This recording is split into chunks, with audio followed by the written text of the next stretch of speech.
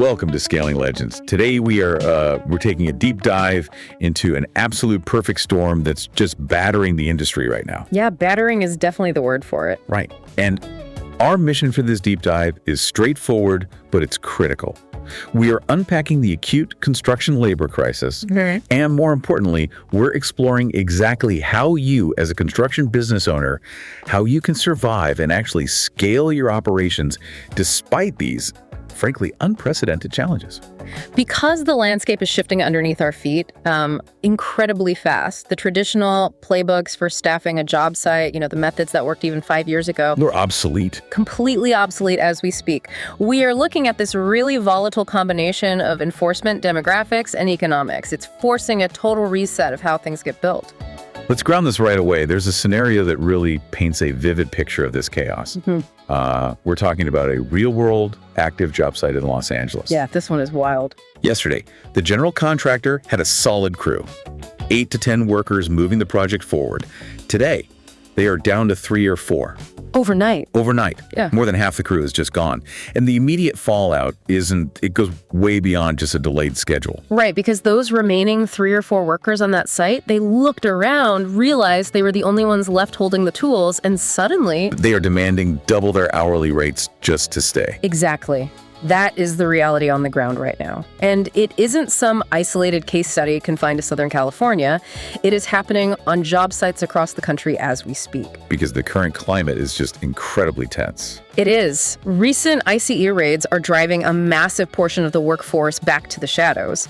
And what's crucial to understand here is the psychological ripple effect. The fear. The fear is so pervasive. Even documented workers, people who have every legal right to be there, they're terrified to show up to the site for fear of being swept up in the confusion. So the crews that you can actually find are leveraging that extreme scarcity to command massive premiums. 100%. Now, I want to make something very clear here. You will hear a lot of noise in the news about the politics of these border policies. But for you listening right now, the business owner with a schedule to keep and a client breathing down your neck, the politics don't pour the concrete. They really don't. We are looking at this strictly through an operational lens. Yeah. We're totally neutral on the politics. What does this mean for your schedule? What does this mean for your budget? We are framing this entirely as a logistical reality, focusing solely on the variables that you can actually control. Which is really the only way to look at it if you want to keep your doors open. You can't control federal enforcement policy, but you can control how your business adapts to the resulting labor market. Right. And to really grasp the gravity, you have to look at the baseline we were already operating from. The industry was severely compromised long before any of this recent enforcement ramped up. Yeah, if we look at Smart Business Automator's market intelligence report, the baseline was already bleak. The construction industry was staring down a massive deficit of between 349,000 to 500,000 new workers just to keep up with current everyday demand. That was just the starting line. Right. Now, layer on the fact that immigrants account for a massive 31% of all construction trade workers nationwide. And this brings us to the staggering numbers of the current situation. The ongoing immigration crackdown threatens to remove 18.8% of the entire construction workforce. Wow. Just think about what that practically means for your capacity. If you lose almost a fifth of the available workforce in an industry that was already 500,000 workers short, the math becomes incredibly punishing. It means longer lead times, blown budgets, and just brutal competition for whoever is left. Exactly. But the fallout isn't evenly distributed, is it? Depending on where you operate, you might be feeling this as a mild headache or a total existential threat. It's very regional. If you look at the states with the highest populations of undocumented construction workers, specifically Arizona, Nevada, Florida, and Maine, the impact is already hitting the bottom line. Those 4 states actually saw construction employment drop by 0.1%, while the rest of the country experienced a 1.9% growth. And that disparity is a massive signal for listeners operating in those vulnerable markets. If you are building in Arizona, Nevada, Florida, or Maine, you are swimming against a very strong current. Your local labor pool is actively shrinking, while the demand for housing and infrastructure remains sky high. But even if you are in a state experiencing that 1.9% growth, you shouldn't get too comfortable, because you're about to hit a massive compliance squeeze that changes the game regardless of your geography. Which brings us to a date that should be circled in bright red on your calendar. Today is March 11th. That means you have exactly 8 days until March 19th. The big deadline. What happens on March 19th? A massive E-Verify expansion hits. This mandate requires compliance for all public works and non-residential contractors in roughly half the states across the country. We specifically need to call out Ohio's incoming non-residential mandate as a prime example of this shift. If you are operating in these spaces, building schools, municipal buildings, commercial centers, and you aren't compliant in 8 days, your business is totally exposed. The liability risk is enormous, and the administrative burden to get compliant in a week is no small feat for a back office that's probably already stretched thin. It's a nightmare. Let me play devil's advocate for a second, though. A lot of contractors might look at this and say, fine, the undocumented pool is drying up and compliance is getting stricter. I'll just pivot to the legal immigration route. I will sponsor workers to come over legally. That would be the logical pivot. But unfortunately, we've hit what is being called the H-1B wall. The H-1B wall. Yes. And it is essentially the death of the legal route for the average contractor. Historically, securing one of these visas involved a fee in the range of $2,000 to $5,000. Okay, expensive, but manageable. Right. For a critical hire, a highly skilled tradesman, or a specialized project manager, it was manageable. Now, that fee has been raised to an astronomical $100,000 per petition. Wait, let's just pause on that number. A jump from $5,000 to $100,000. Per petition. That essentially means the door is slammed shut for anyone but the massive multi-billion-dollar mega corporations. How is a mid-sized regional contractor supposed to even entertain that? They can't. That is the harsh reality. This effectively kills legal immigration as a viable workforce solution for the vast majority of contractors. You simply cannot buy your way out of this shortage through traditional visa sponsorship anymore. The margins in construction do not support a six-figure premium just for the right to hire someone. Not even close. So the labor pool is shrinking, compliance is tightening, and the legal workarounds are financially blocked. Naturally, this leads to a brutal war over the workers who are actually available in your local market. A total bidding war. And you can see the immediate financial fallout when you dig into Smart Business Automator's Market Intelligence Report. They cite Gordian RS Means data released just yesterday on March 10th, showing that construction wages are up 4.6% year over year. That 4.6% jump is a direct hit to your bottom line. And it's being driven by a phenomenon we call the poaching problem. The data center vacuum. Yes, this is heavily fueled by the data center vacuum. We are currently in the middle of a massive, unprecedented data center boom to support AI and cloud computing infrastructure across the country. Those projects are absolute beasts. They're these massive, windowless concrete bunkers going up off the highway with endless capital, incredibly deep pockets, and aggressive, non-negotiable timelines. And because of that capital, these data center projects are commanding premium wages. They're acting as a giant vacuum, relentlessly poaching the absolute best talent away from residential and commercial projects. They can just comfortably afford to pay hourly rates that local contractors simply cannot match without going bankrupt. Precisely. So even if you have never built a data center in your life, even if you just build 50-unit residential complexes or local strip malls, you are actively competing against them for labor. You're setting the new floor for wages in your market. Exactly. Your superintendent or your best foreman knows exactly what the mega site down the highway is paying. Which puts you in a terrible bind. It forces you to either raise your rates to compete, which violently squeezes your margins, or lose your best people and risk delaying your own projects. It is a vicious cycle. And if we look out slightly further, the long-term horizon doesn't offer any organic relief. Let's talk about that long-term horizon, because it is time for the uncomfortable truth. Smart Business Automator's Market Intelligence Report flags two stats that should keep every owner awake at night. First, 41% of the current construction workforce will hit retirement age by 2031. 41%. And second, a mere 7% of potential job seekers even consider a career in construction. Think about the mechanics of that. You are losing almost half your deeply experienced workforce to retirement in the next handful of years. These are your master electricians, your veteran site supervisors. The people who actually know how to build. Right. And on the flip side, you have virtually no organic pipeline of young people wanting to replace them. You cannot out-recruit a demographic cliff of that magnitude.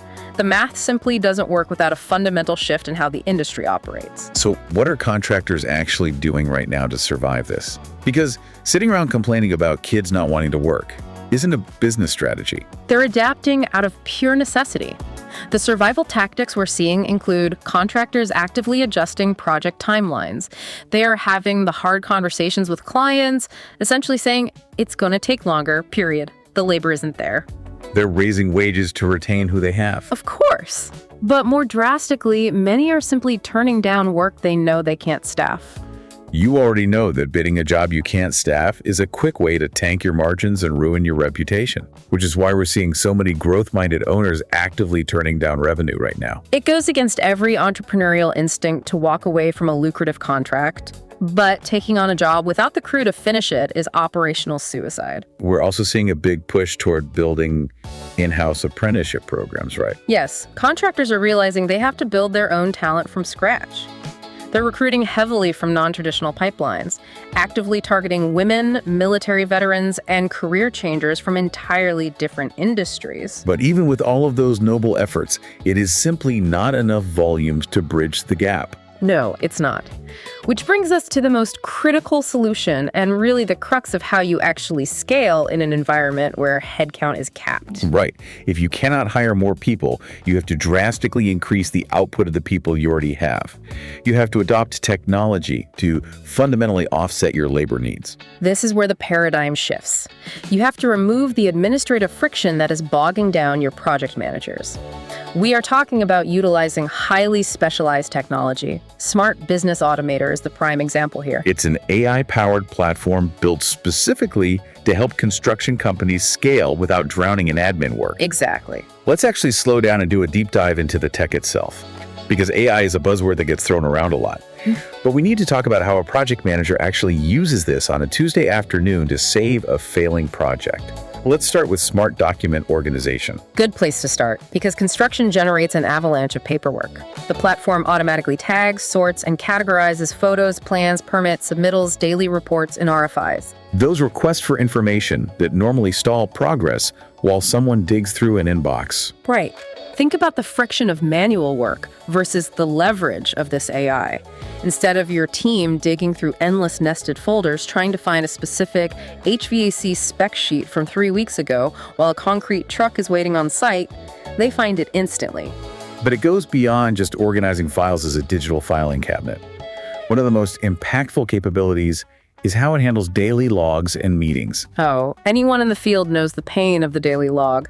This platform literally turns long, rambling field reports and meeting discussions into clear summaries with actionable next steps. So project managers stay perfectly aligned without having to sit down and spend an extra hour writing up recaps at the end of an exhausting 10-hour day in the dirt. Exactly. Then you have document intelligence. This is where it gets really powerful. The AI extracts the critical details directly from massive specs, drawings, and project documents. So your teams can review complex information exponentially faster and catch crucial items they might have otherwise missed if they were just skimming a 1,000-page PDF. And when they do need to find something highly specific, the platform allows for natural language smart searches across all the project data. Meaning you don't need to hunt through emails, folders, or spreadsheets.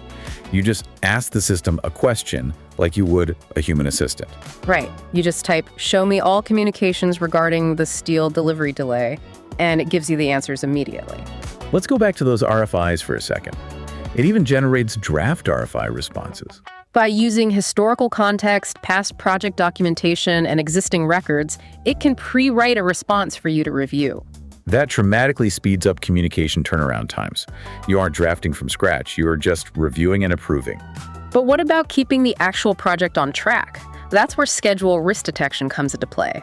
The system constantly reviews schedules and project activity to identify potential bottlenecks, delays, and risk areas before they blow up into massive problems. So if a certain materials delivery is trending late based on historical data, the system flags it.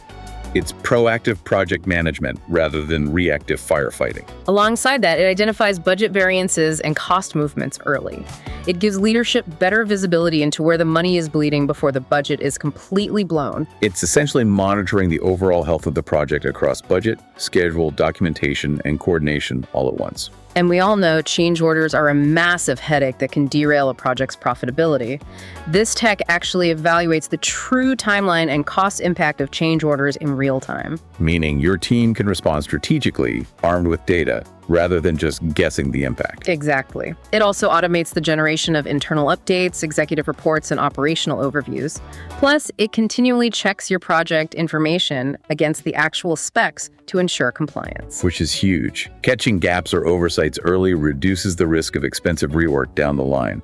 Tearing down drywall because someone missed a spec is a mistake you simply cannot afford when labor is this tight. No, you can't. It's like having an AI project assistant that is fully aware of every single detail across all your active jobs, and it doesn't live in a silo. Right.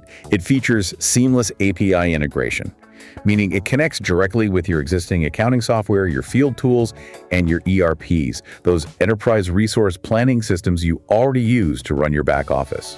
Information moves smoothly without someone doing manual, double data entry. You can even build custom AI workflows tailored exactly to how your specific business operates. The ultimate benefit here really cannot be overstated.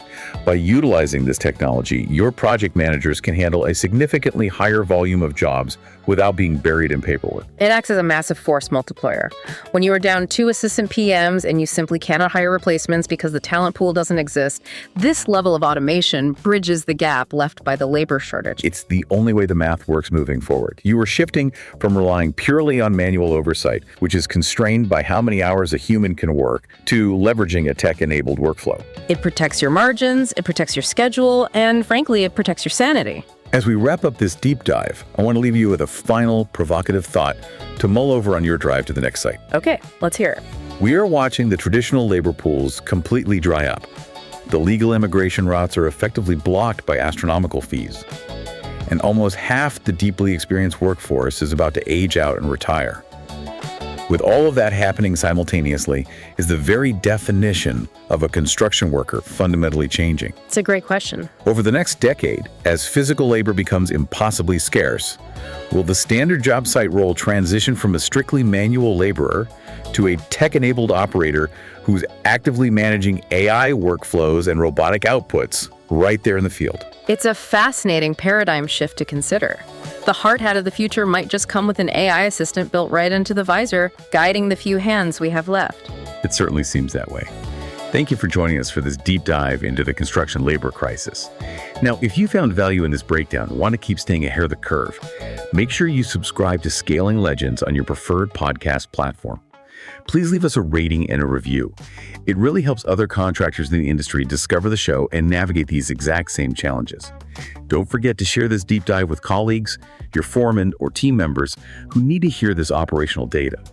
And finally, to see exactly how you can implement these tech solutions we discussed to bridge your own labor gap, visit smartbusinessautomator.com to learn more about scaling your business. See you next time.